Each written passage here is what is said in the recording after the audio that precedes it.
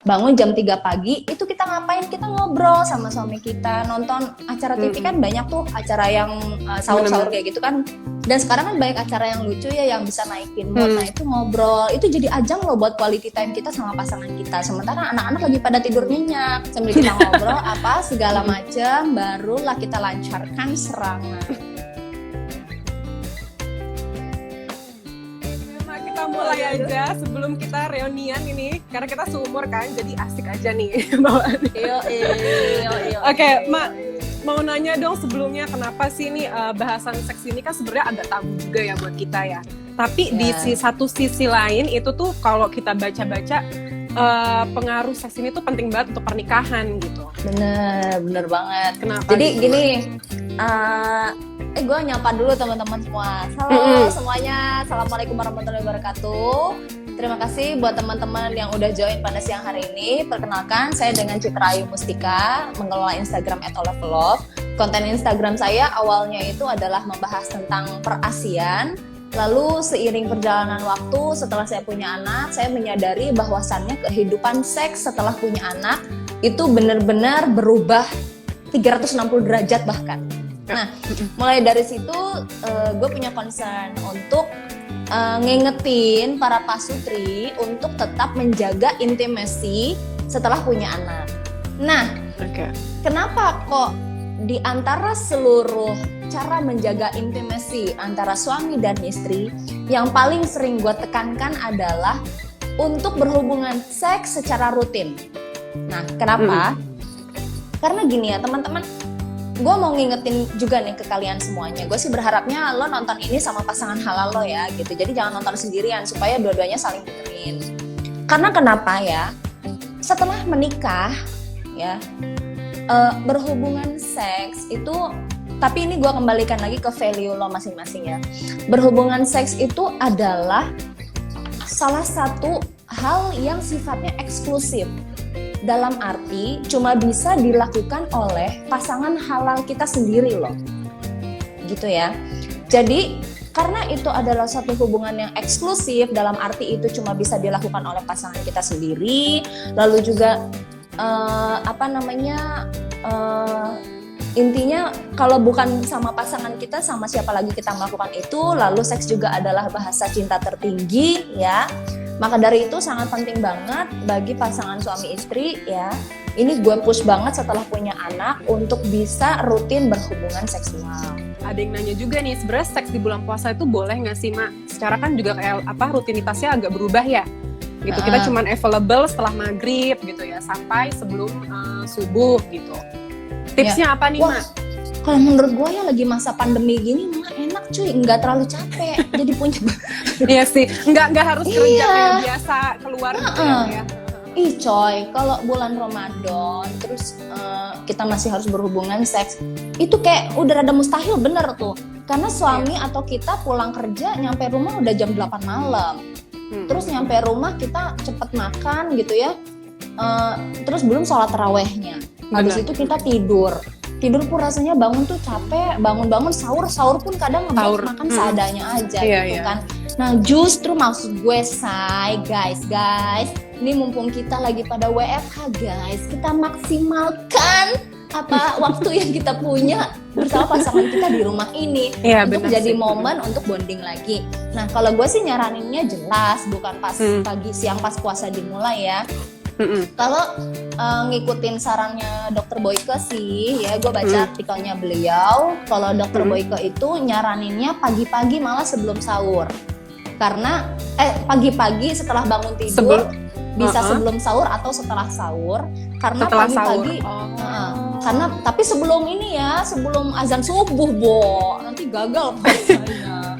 Ngebut dong Mak, itu berarti harus. Makanya maksud gue juga itu diatur, kalau misalnya diatur jam tidurnya ya, karena problemnya apa? Kadang anak tiba-tiba bangun di jam-jam segitu. Iya benar-benar. Benar sih, apalagi yang masih nyusuin ya Mak ya, masih suka bangun. Wah kalau masih nyusuin, anak-anak tuh nggak ketebak masalahnya bangunnya jam berapa.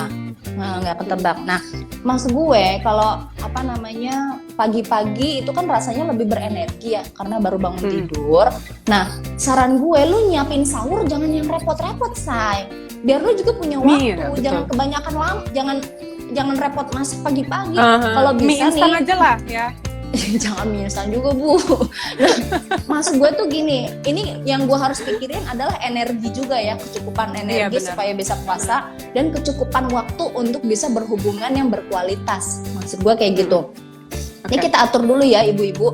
Pas asar, jam-jam asar ya, itu gue saranin ibu-ibu itu nyiapin makanan agak banyak yang sekiranya Oke. cukup untuk bisa dikonsumsi sampai sahur. Kalau gue sih gitu. Nah, Oke. jadi nanti pas sahur, ibu-ibu tinggal angetin doang, bukan tinggal masak ulang. Bukan masak dari awal gitu ya. Iya. Nah, gue juga nyaranin masak nasi itu kalau bisa sebelum tidur. Jadi pas sahur juga nasinya udah mateng. Nah, terus gue sih nyaranin ya, pas buka puasa tolong ikuti sunnah ya, makan kurma 3. Itu bagus banget buat energi soalnya, untuk recover energi kita. Makan kurma 3, lalu hindari goreng-gorengan ya, perbanyak konsumsi makanan yang berserat dulu. Baru habis itu kan kita sholat maghrib. Ini Nah, abis selesai buka kan sholat berarti ya, maghrib, kita maksudnya ngaji. makanan buka kita Ya kan? habis buka. Hmm. Makanan buka juga jangan terlalu berat supaya kita juga tetap enak kan Berat. perutnya. Kayak gitu. Nah terus kita kan habis sholat maghrib, ngaji biasanya nungguin isya. Begitu isya kan kita mulai sholat. Terus nah kalau bisa nih saran gue Bo, pas habis sholat maghrib anak mulai diboboin. Nah, jadi kalau gue nih, karena gue punya anak ya Bo, anak gue kan 2. Abis maghrib itu gue nggak langsung ngaji, gue boboin anak gue. Boboin anak gue biasanya nanti sampai isya ya. Isya dia udah pada tidur tuh anak-anak gue. Nah habis begitu azan isya kan sholat isya ya, sama lanjut sholat taraweh itu bareng sama taraweh. Abis itu Bo mainkan. Bisa Bo, karena anak-anak udah tidur, ibadah kita udah kelar. Iya, benar. Nanti begitu masuk itu pilihan waktu pertama mah. Berarti itu pilihan pertama ya. Isa ya, oke. Benar, pilihan pertama tuh. Terus pas tidur, tapi kalau misalnya ada kendala anak susah tidur, anak baru bisa tidur malam, berarti opsinya sebelum sahur. Sebelum sahur. Ya. Nah, tapi saran gue sebelum tidur ya, kalian bikin air nabis. Jadi itu air dikasih kurma, jumlahnya ganjil, direndam kurmanya, bikin infused water tapi kurma, maksudnya gitu. Oh iya. Kayak Nah, lemon tapi ini diganti kurma gitu ya, Mak? Bener, itu diminum pas sahur sebelum tidur, itu bagus banget, bikin badan kita berenergi, Bo. Nah, habis itu nanti pas masuk waktu sahur kan kita makanan simple tuh, cuma tinggal ngangetin doang kan, gua bilang pakai microwave atau pakai apa. Nah, kita bangun lebih awal, jam 3 pagi kita udah bangun kalau bisa. Iya, benar. Bangun jam 3 pagi, itu kita ngapain? Kita ngobrol sama suami kita, nonton acara TV kan banyak tuh acara yang sahur-sahur kayak gitu kan. Dan sekarang kan banyak acara yang lucu ya, yang bisa naikin mood. Nah itu ngobrol, itu jadi ajang loh buat quality time kita sama pasangan kita. Sementara anak-anak lagi pada tidur nyenyak, sambil kita ngobrol apa segala macam, barulah kita lancarkan serangan. Nah, Bapak Ibu semuanya jangan pikirannya tuh terkotak kalau berhubungan harus di kamar ya, nggak usah. Kalau misalnya ada spot lain, silakan dioptimalkan.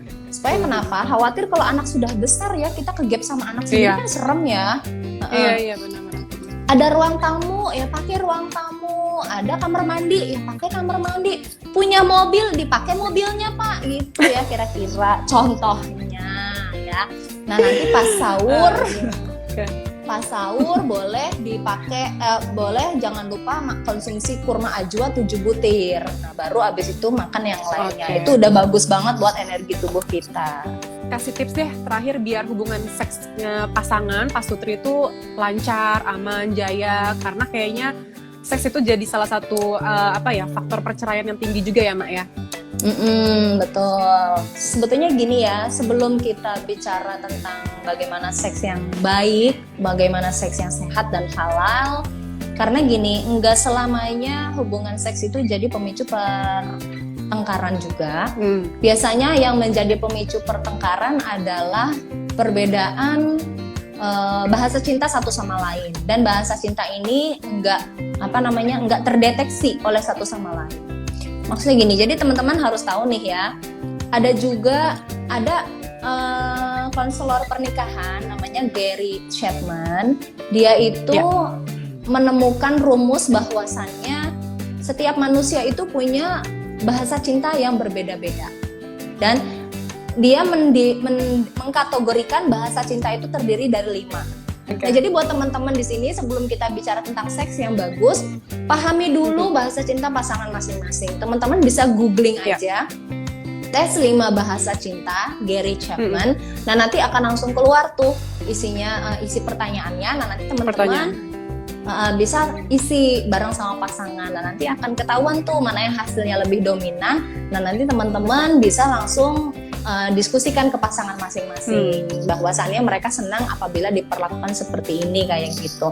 Nah, lalu kalau misalnya kita sudah merasa dicintai satu sama lain ya, berhubungan seks dengan pasangan itu akan jadi lebih nyaman. Kita juga tidak ada keterpaksaan. Nah, gue juga saraninnya bagi yang pria, please banget ingat untuk memulai seks itu dengan foreplay. Dan jangan tinggalkan istri setelah klimaks, jangan tinggalkan istri langsung ketiduran. Itu membuat istri merasa tidak dihormati loh. Benar. Ya. Jadi minta tolong kalau udah klimaks, jangan ditinggal ketiduran tapi peluk istri, cuddling. Iya, peluk istri, sayangi dia, segala macam. Nah, begitu pula yang pihak perempuan. Pihak istri di sini, gue sih nyaranin banget ya. Jangan malu pokoknya untuk memulai duluan. Karena buat pihak pria ya, kalau kita memulai duluan, buat dia itu tuh jackpot. Dan buat perempuan yang setelah punya anak ya, gue tuh titip banget ya untuk bisa mempunyai performa ranjang yang baik. Salah satunya kita harus mencintai diri kita sendiri dulu, ya. Kita jangan merasa tubuh kita jelek, kita jangan merasa kita sudah tidak menarik lagi di hadapan pasangan. Kita jangan merasa kita akan ditolak oleh pasangan kita. Buang jauh-jauh pikiran itu. Karena apa yang sudah terjadi pada tubuh kita di hari ini adalah bukti bahwasannya kita sudah memberikan keturunan yang soleh dan solehah bagi keluarga kita. Nah, jangan lupa untuk cintai diri sendiri juga, ikut komunitas, cari teman, bergaul, aktualisasi diri. Dengan seperti itu kita menemukan lagi siapa diri kita, sehingga kita terpancar kepercayaan diri kita di depan pasangan, sehingga juga itu akan mempengaruhi performa seksual para ibu-ibu, para istri dalam melayani suaminya juga kayak gitu. Mak sehat-sehat ya Mak, makasih atas waktunya. Thank you ya. Bye-bye. Dadah, assalamualaikum warahmatullahi wabarakatuh.